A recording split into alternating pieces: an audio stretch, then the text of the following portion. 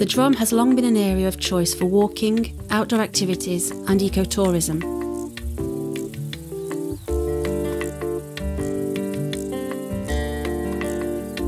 The Forest of Sceaux lies at the heart of the department and is one of the area's green spaces, an ecological jewel.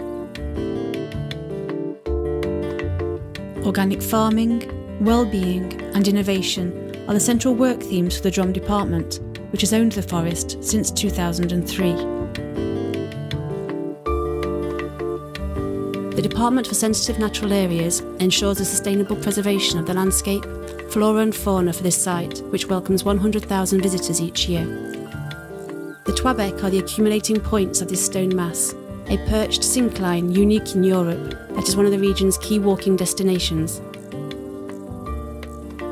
Each year, 10,000 people use the area's footpaths. A harsh mountain climate with periods of Mediterranean rainfall and large numbers of walkers all add to the damage of the Trois-Becs alpine pastures. The damage is ecological but also has a visual effect on the landscape.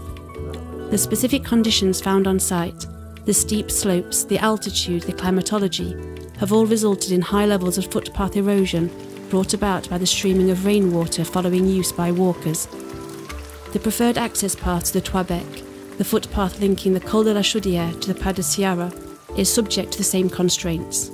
A badly eroded footpath, a dangerous zone and a strong political will have all led the department to take on the restoration process of this footpath so as to ensure the long-term existence of this short, direct climb up to the Trois-Becs. The Drôme department, trustee of this heritage site, has decided to tackle the problem using traditional skills used alongside modern-day techniques to benefit generations to come. The Drôme department has been concerned about the handling of mountain footpath erosion since 2004. An initial attempt was carried out on one of the Trois-Becs peaks in 2006 and 2007. The results were not entirely satisfactory.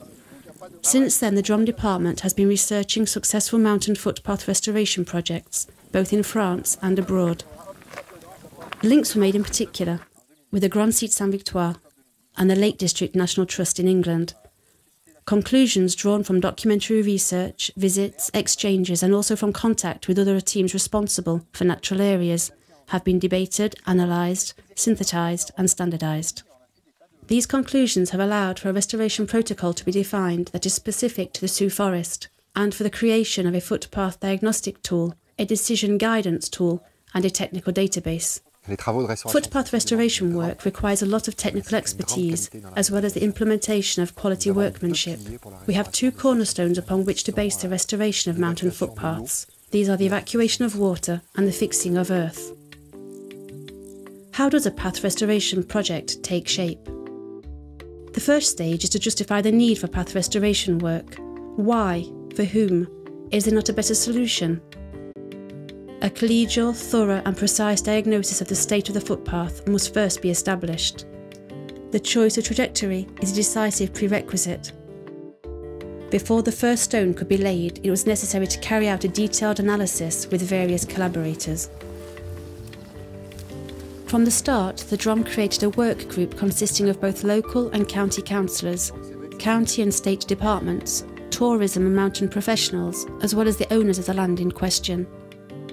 A long consultation and study period has allowed the department to make decisive choices.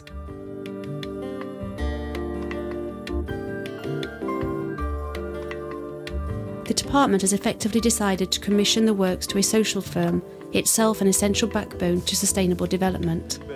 Spade, pickaxe and crowbar are the only tools really required on site.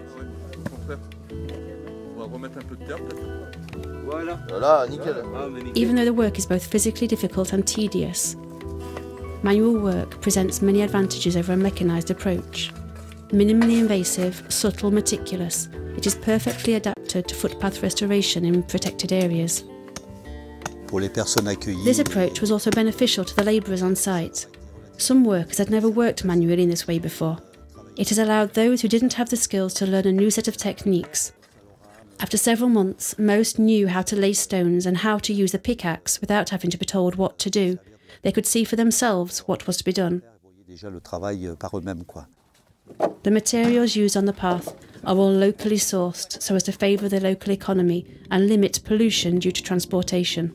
Stones and acacia stakes are collected in the Sioux Forest by the local social firm in charge of the works. The bundles of willow used to weave the fascines come from a nursery in the village. The seeds used to plant plateau areas and regenerate scars left by the works are produced in the Drôme. The various materials are transported using pack horses from a local company. Finally, a local aerial works company operates in the most exposed areas. Only heavy materials are transported in by helicopter. Helicopter transport and pack animals complement each other. Work lasted 8 months from the end of June 2011 to February 2012. The Department for Sensitive Natural Areas was the contracting authority and carried out the project management. The cost of the project amounted to €75,000. 2,600 work hours were required to build 850 metres of footpath and to restore 700 metres. 800 stones have been set into the ground to create 350 steps. And finally, 300 acacia stakes and 110 willow bundles were used to create 230 metres of fascine. A few months after the reopening of the footpath, the works, which were particularly difficult but very rewarding for the project workers, have proved to be technically very satisfying and integrate perfectly into the landscape. This restored footpath is once more usable, allowing walkers today and in the future to reach the Twabec Mountains on foot from the Chaudiere Pass. C'est un chantier qui répond pleinement. It's a work site which meets sustainable development criteria, whether this with regards to the materials used, be this local wood or stone, or to the way of working, as it requires a lot of manual work, hundreds of hours of manual work by men or horses.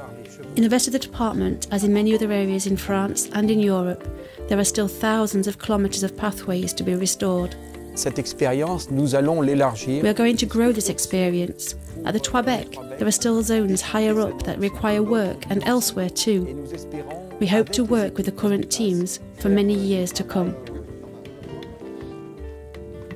The opening of this site to the public is one of the objectives of the department's Sensitive Natural Area policy.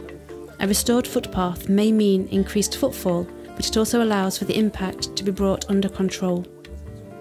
The restoration of footpaths could potentially create new jobs, is respectful of the environment, its housing and its inhabitants. A project for the future which requires further exchanges of experiences, ideas and training, so that we upright humans can continue to do one of the first things we learned to do and one of the healthiest for our well-being, to walk in the countryside.